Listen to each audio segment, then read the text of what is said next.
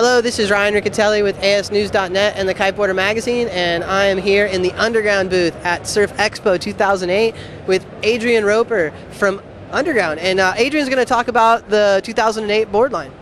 Okay, this is actually a 2007 board line. Oh, sorry, 2007. We work over our summer, which is just starting now, and we build our, we work out and release our 2008 boards in January 2008, which is kind of strange, but that's the way we do it. Hey. Yep. This board here we've been selling in the US this season. This is this year's graphics. The main difference in this board compared to last year's board is that we changed from a foam core to a wood core. The wood that we use is Paulownia. It's a sustainably grown timber. It's mostly grown in Asia. They grow it a lot in Australia and other places around the world as well. The timber itself takes about 15 years to grow to maturity from a seedling, which is very, very fast, which is why it's sustainable. There's also a lot of other stuff about the timber that's really good for the environment as well. Aside from all of that though, it's very light and it makes a great core for the kiteboard. Really, really strong. Like, we've had over 2,500 boards built with the Paulownia core so far, and we broke our first one a week ago in Denmark, so kind of stoked to have a board that's pretty much unbreakable. Hopefully you have that one on your wall. Oh, you still got it there somewhere. Same bottom shape as we had last year, which is, it's pretty much a single concave, but there's a spine that runs down the middle of the board. It can sort of be described as a double concave, but it's really a single concave with a spine in the middle. The spine splits the chop, makes the ride a lot smoother. Also helps a lot when you're carving, because through the middle of your turn when the board's flat, it doesn't get skaty like a single concave can. It tracks really well through there. Our rails are shaped in the middle with a tucked rail, just like a surfboard. Again, it helps with a carve, and nice square edges at the tips for clean water release and good tracking. One of the big things this year is we've come out with new foot pads. Very nice.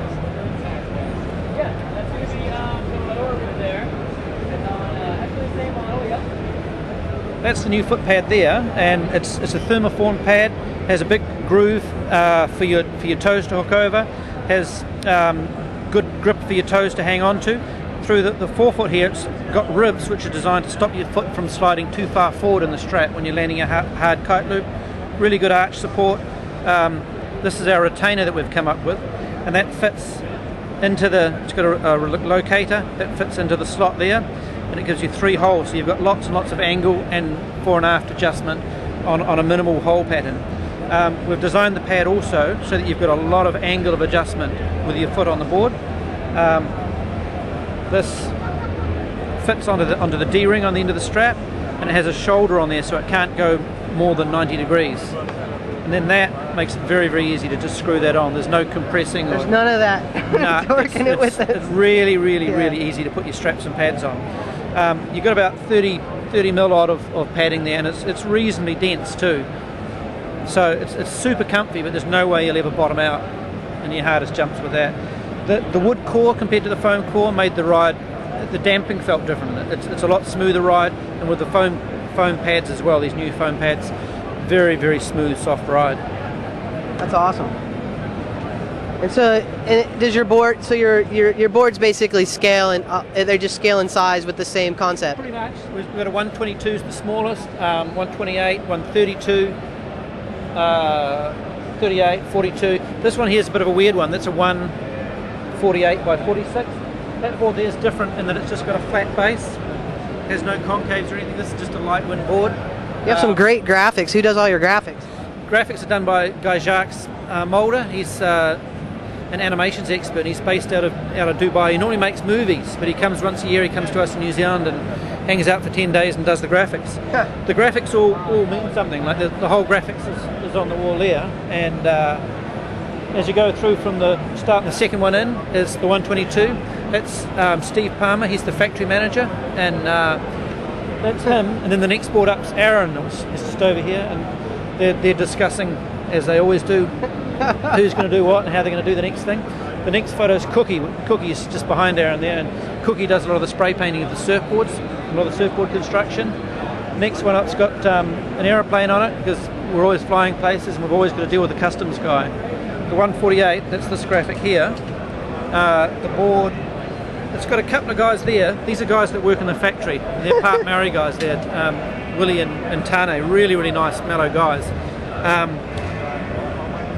Some people have thought they're gangsters, but they're actually really friendly guys. The guy that's all tied up, he's actually got an addiction to coffee, and the bindings represent his addiction, because Jacques had an idea that everybody's got an addiction to something. So that's awesome. And then the girl on the end, that's actually Jacques' first ever girlfriend, and she came and stayed at our house when he was doing the graphics, and she does look really like that.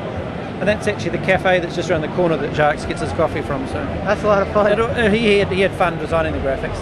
Well, they look good, and why don't you show us some of the boards? I know this board here has been a lot of people talking about it. And